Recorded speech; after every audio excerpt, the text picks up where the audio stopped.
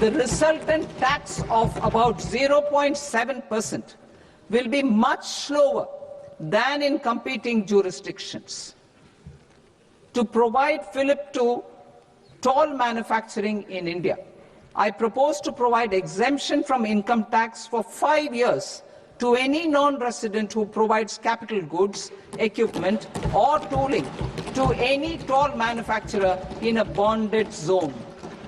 To encourage vast pool of global talent to work in India for a longer period of time, I propose to provide exemption to global, non-India sourced income of a non-resident expert for a stay period of 5 years under notified schemes.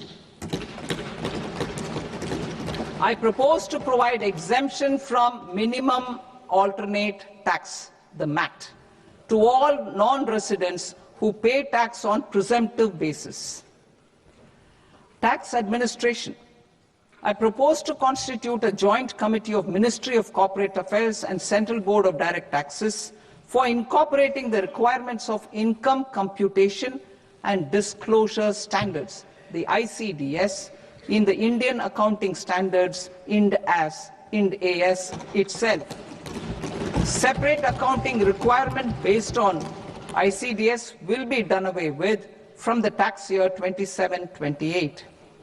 To support Prime Minister Modi's vision of homegrown accounting and advisory firms to become global leaders, I propose to rationalize the definition of accountant for the purposes of safe harbor rules. Other tax proposals.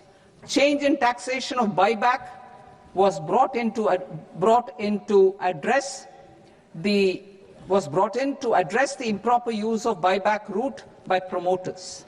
In the interest of minority shareholders, I propose to tax buyback for all types of shareholders as capital gains.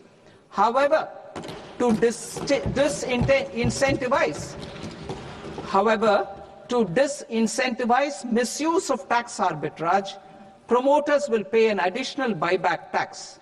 This will make effective tax 22% for corporate promoters.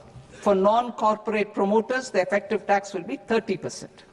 TCS rate for sellers of specific goods, namely alcoholic liquor, scrap and minerals, will be rationalized to 2%, and that on Tendu leaves will be reduced from 5% to 2%.